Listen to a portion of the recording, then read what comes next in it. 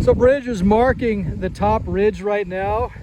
He put down the bottom purlins on both sides, and he drove these posts in around 10 to 15 degrees at an angle, as you can tell. And the reason for that, it gives some lateral load so that when it tries to pull up in high wind, there's some more resistance than normal. That's why we put those at about a 10-degree angle in this design.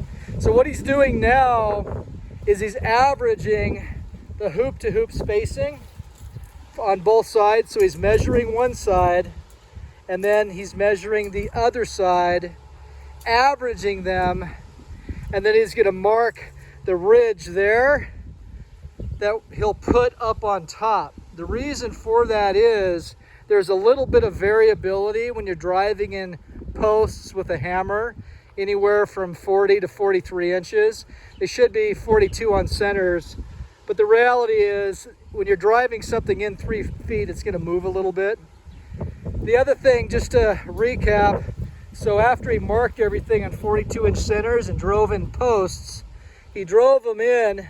The top's got mushroom. That's expected. These posts, they're more than 36 inches, so they're about 4 feet. And the benefit there is you can drive them in and then cut the top.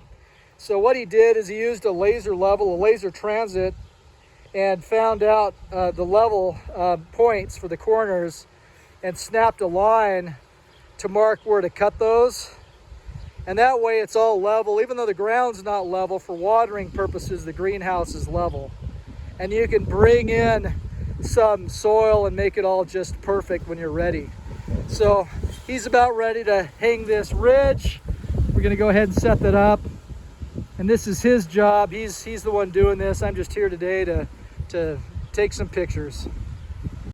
So when you're doing it and putting on the ridge, it's not going to be even initially. You're going to end up getting some straps and pulling it all square. So don't be too concerned about it on this first go around. Bridger right now, he's putting up a C-clamp or a C-bracket for that last little 4-foot section or so right there. But you can see there's a little angle there. It'll all even out once the purlins are on. You have some straps to straighten it up.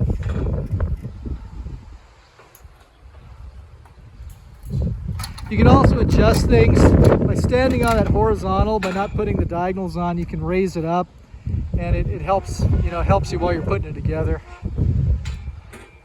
So right now he's just putting on that C-clamp.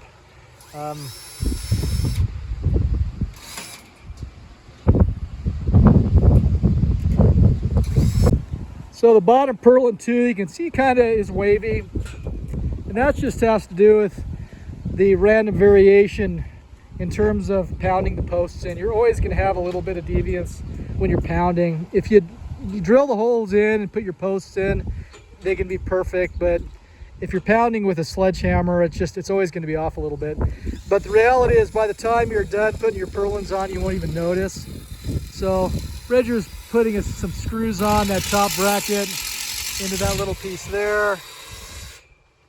But what I'm getting at, you're also going to put dirt down there at the base, and it's going to cover the bend in that. So it'll actually look pretty good when you're all done. So what Bridger's doing now is he's measuring the ridge. And in this the customer here wanted a greenhouse that's 42 3/4 feet long, so 42.9. So at the base down there, both sides are 41 feet 9 inches. It's 501 inches. So he's measuring 501 inches here, just to make sure there's no variability, and that when all the purlins are on, we can make sure the end's square and that it's the same distance.